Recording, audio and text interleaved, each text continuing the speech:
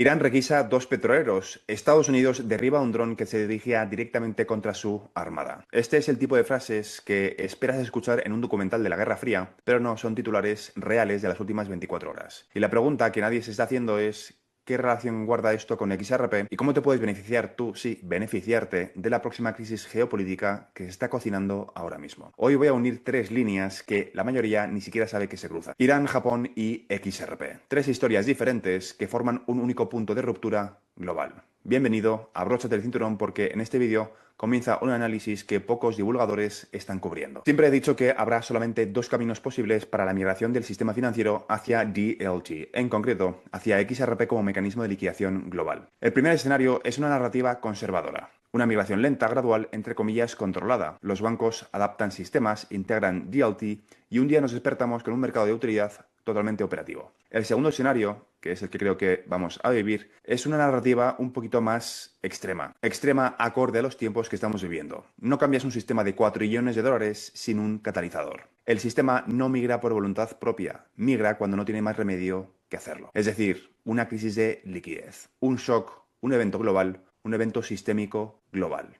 En este caso, una crisis de liquidez global. Y cuanto más observo lo que está ocurriendo, Irán, Japón, la ruptura del carry trade, los apalancamientos en los activos digitales, más claro lo tengo. Vamos probablemente hacia el escenario número 2. Y hoy te quiero demostrar por qué. Pero para eso tenemos que entender dónde empieza todo. Para entender lo que va a ocurrir tenemos que empezar por Japón. Y si te estás preguntando de dónde saco mi información, el primero que comenzó a hablar de esto de una forma más masiva cuando no era popular es M.A. Gayet. Él fue el que empezó a hablar de una forma más abierta de los problemas y de los riesgos del carry trade de Japón. Y en segundo lugar he sacado mi información también del Fondo Monetario Internacional. Lo que te voy a explicar ahora son piezas del engranaje que pueden pasar. Es mecánica financiera pura. Pero para eso hace falta explicar conceptos que son un poquito complejos, pero quiero trasladarte de una forma sencilla. Vamos a empezar primero por definir qué es el carry trade. El carry trade consiste en pedir prestado en una divisa con tipos de interés bajo e invertir en otra divisa o activo con mayor rendimiento. Es decir, si tú quieres conseguir capital barato,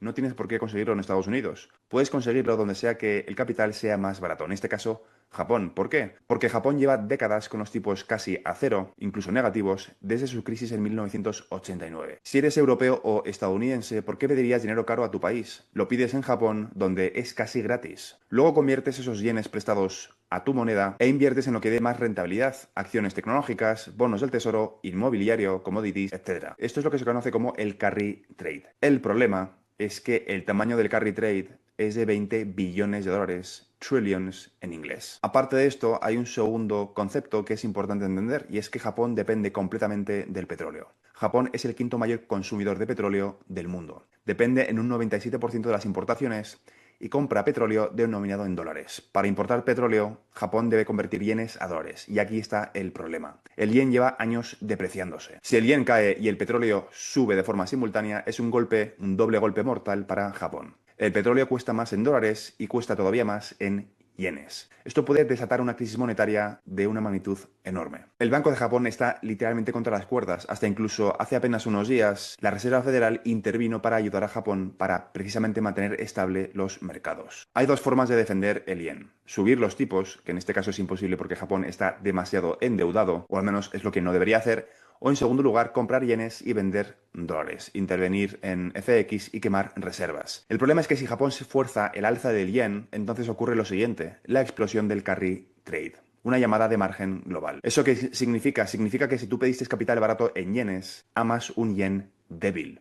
Pero si el yen se fortalece, ocurre lo contrario. Tus deudas se encarecen, pierdes por el tipo de cambio, estás obligado a vender tus inversiones para cubrir pérdidas. Se hace menos atractivo esta operación, porque cada vez hay menos margen de beneficio entre lo que tienes que pagar en deudas y la rentabilidad. ¿Y eso qué significa? Significa vender acciones tecnológicas, vender bonos, vender cualquier activo comprado con carry trade, es decir, con el apalancamiento del dinero barato de Japón. Eso es una llamada de margen global y es totalmente posible. Al riesgo sistémico al que Japón se puede ver obligado a enfrentarse es vender bonos del tesoro estadounidense para conseguir dólares, que en este caso Estados Unidos, gracias a la legislación de las monedas estables, podría absorber. Tendrá que usar esos dólares para comprar yenes, disparar la volatilidad, provocar caídas en bolsa y erosionar el carry trade mundial. Esta es una secuencia que puede llevar a una crisis crediticia global, a un repunte brutal de la volatilidad VIX, veríamos un repunte importante en el VIX, a un evento crediticio y a una especie de reset temporal del sistema. Y la pregunta es, ¿qué ocurre después? Porque suena muy catastrófico, pero no es el fin del mundo. Lo que te acabo de describir es mecánica financiera pura. Lo que te tienes que preguntar realmente es, ¿qué pasa si estalla un conflicto en Oriente Medio? ¿Qué pasa si Irán cierra el estrecho de Hormuz, que ahora no parece tan poco probable? ¿Qué pasa si las aseguradoras dejan de cubrir los barcos que pasan por el estrecho de Hormuz? No hace falta un cierre literal, simplemente basta con que los barcos, los petroleros, dejen de pasar por ahí. Efectivamente, el petróleo estaría disparado, el yen colapsando y Japón entrando en modo pánico. Y cuando Japón entra en modo pánico, el mundo entero entra en pánico. Cuando el yen sube, el sistema literalmente colapsa. El Banco de Japón ya intentó intervenir. El resultado: el yen siguió cayendo y la intervención fue inútil. Así que solamente les queda una opción nuclear: forzar la subida del yen, y si el yen sube ya sabemos que el carry trade explota, los inversores sufren pérdidas masivas y se desencadena una llamada de margen global. Como he dicho, los hedge funds tendrán que vender acciones tecnológicas, bonos, bienes raíces, cualquier activo comprado con yenes baratos. Se llama Global Margin Call y el FMI ya lo advirtió. M.A. Gayet lo está diciendo y ahora lo estás escuchando aquí. ¿Y qué tiene que ver esto con XRP? Aquí es donde la historia se pone buena, porque hasta ahora nadie del mundo financiero tradicional, y digo hasta ahora, hablaba de XRP, o al menos no en el contexto correcto, en la parte de liquidación.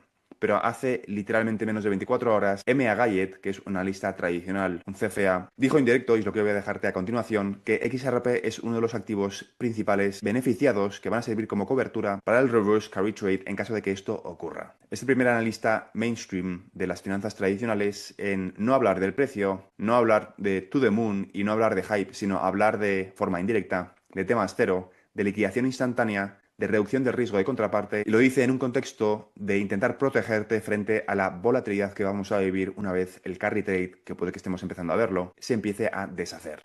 Is there even a way to hedge against something like this? So hedge is the interesting word because it assumes that correlations stay constant. The challenge with a hedge is that it bleeds. Right? When you think about options hedging, it bleeds, right? So you're losing money. It's like you're paying for insurance. So you don't want to create a strategy which bleeds if you're trying to, in quotes, hedge. You ultimately still want to be able to participate in some movement, but not have the convexity, the extreme movement, which you require a bleeding option strategy to really kill it. I think if you're going to position for a reverse carry trade, it's an asset allocation question. Oil will be the play, because again, that's a catalyst. Treasuries would be a play. Yes, Japan would sell treasuries, but at some point the flight to safety goes back into treasuries, meaning yields would spike and then come back in. I think under that scenario, because credit spreads would widen. Gold would be part of that. And then, of course, long the yen. And maybe some individual stocks along the way, or maybe some crypto. I've talked about XRP as maybe a beneficiary of a reverse carry trade. I will say that on a side note, I think what's happening right now in the crypto space is a canary. I think I always go back to this point that every crash is preceded by leverage. And there is still a lot of leverage in the crypto space. And the fact that you're seeing a questioning of Bitcoin as a store of value narrative, the fact that you're seeing a lot of these people that were very bullish on crypto now suddenly changing their tune, I just worry that you have another tail event also from the crypto side that could spill over into equities.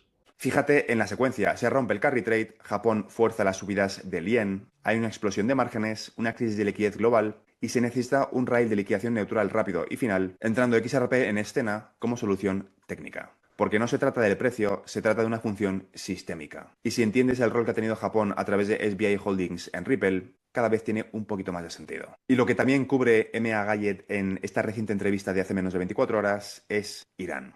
Pero volvamos al inicio. Irán, para contextualizar la conversación, en las últimas 24-48 horas ha requisado 2 petroleros. Estados Unidos, en la última semana, ha derribado un dron iraní. Hay un conflicto que está escalando en esa zona, amenazas directas en el Golfo Pérsico y un riesgo real del cierre del estrecho de Hormuz. Así que, de nuevo, ¿qué pasa si se cierra el estrecho de Hormuz? El 20% del petróleo mundial desaparece del mercado. ¿Qué pasa si las aseguradoras se niegan a cubrir barcos? El petróleo sube no un 10 ni un 20%, sino que se dispara. ¿Qué pasa si el petróleo sube mientras el yen está débil? Japón colapsa. ¿Qué ocurre, por ejemplo, si Japón colapsa? Pues que el carry trade explota. ¿Quién gana en este escenario? Y casualmente, qué casualidad, Estados Unidos está posicionándose como la capital mundial de los activos digitales, o quiere hacerlo. Y en esa capital, el activo elegido para la liquidación interbancaria no es Bitcoin, no es Ethereum, es XRP. Te dejo el extracto del vídeo para que tú mismo veas exactamente a qué se refiere M.A. Gayed. Just to follow up on the Japan trade, oil has been going down largely for the last year since President Trump came into office. Is that a trend you see switching this year and therefore catalyzing some risks in Japan? I think it depends on war. It's like Iran, right? It's obviously the big thing. And admittedly, it's true that the oil decline and the tremendous amount of supply that's coming from the U.S., you can argue has delayed that scenario. And that's something I myself admittedly missed. Right? I go back to that was the catalyst, but so I thought it would happen sooner. But if oil has got this secular supply, glut, then it's hard for that to be a catalyst unless you do have some kind of geopolitical dynamic, right? So if you were to have some kind of super spike in oil, that's a deflationary event, right? Because it's not about the level of oil that makes it inflationary, it's the speed of it, which again, I think would unwind a bunch of dynamics in terms of leverage. But you need to have a catalyst for that too. Lo has escuchado tú mismo de su propia boca. El desapalancamiento masivo en activos digitales que estamos viendo ahora, que ha ocurrido en las últimas 24 horas, es el que M.A. Gayed insinuó. ¿Es un aviso o es un aperitivo? La opinión de M.A. Gayed es que va a haber varios mini crashes antes del evento sistémico global. Pero este evento sistémico global vendrá tarde o temprano cuando Japón no pueda sostener al yen. Y no sabemos si lo que está ocurriendo ahora es el inicio o simplemente es el primer petardazo de pequeñas explosiones que vamos a ver en las próximas semanas hasta que venga la explosión final. Ese será el momento en el que se rompan los mercados de crédito, se congelen los repos, los derivados se descontrolen y los bancos necesiten liquidez instantánea y el mundo tenga que mirar hacia raíles GLT de forma inmediata. Y ese rail, te guste o no, es XRPL. No como inversión, no como un meme, sino como infraestructura financiera global. Estamos viviendo, sin darnos cuenta, uno de esos momentos de la historia donde las guerras parecen aisladas, los mercados parecen desconectados, los bancos centrales dicen que está todo bajo control, pero si unes las piezas, Irán, Japón, el petróleo, el yen, el carry trade y la liquidez global, y lo unes con XRP,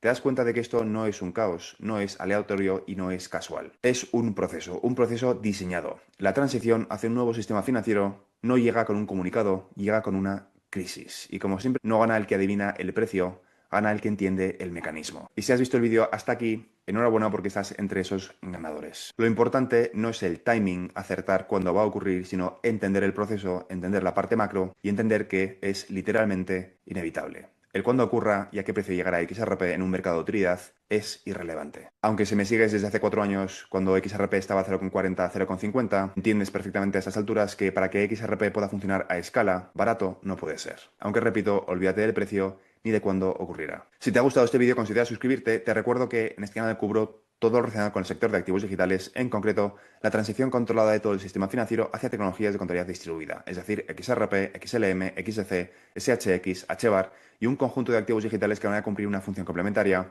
en el futuro sistema financiero basado, entre otras muchísimas cosas, en el estándar ISO 20022. Y todo esto englobado dentro de una transición muchísimo más compleja y profunda que consiste en dejar atrás el capitalismo y comenzar una nueva era postcapitalista, post-IA, post-trabajo, donde la singularidad económica provoca el desacople del crecimiento del PIB del mercado laboral. Y todo eso explicado desde el punto de vista de las oportunidades que nos vamos a encontrar en el proceso para los inversores retail como tú y como yo. Esto es todo por ahora, nos vemos en el siguiente vídeo. Un saludo.